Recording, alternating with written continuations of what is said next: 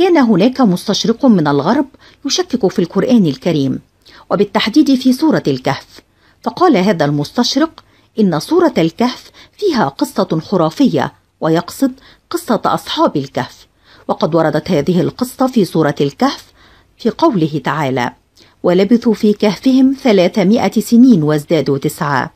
قال هذا المستشرق: كيف يمكن لبشر أن ينام كل هذه الفترة التي بلغت 309 سنين؟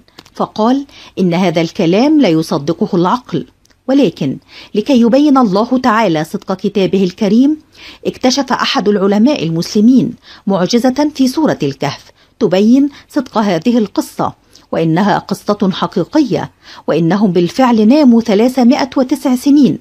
فانتبهوا معي أحبابي الكرام، لقد وردت كلمة لبثوا في سورة الكهف في الآية 12 في قوله تعالى: ثم بعثناهم لنعلم أي الحزبين أحصى لما لبثوا أمدا.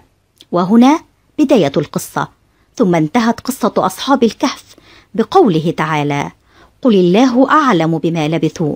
وهنا انتهت القصة. والمعجزة هنا أننا إذا قمنا بإحصاء عدد الكلمات من لبثوا في بداية القصة إلى لبثوا في نهاية القصة، سنجد أن عدد الكلمات في القصة 309 كلمات، وهو عدد السنوات التي مكثها أصحاب الكهف في كهفهم، وهي معجزة بلاغية في القرآن الكريم تبين صدق هذا الكتاب العظيم. فعدد السنوات 309 سنين، وعدد كلمات القصة أيضا 309 كلمة. فسبحان الله تعالى القادر العظيم. والآن أحبائي في الله، لا تنسوا مشاركة الفيديو لتشاركون الأجر والثواب. والسلام عليكم ورحمة الله تعالى وبركاته.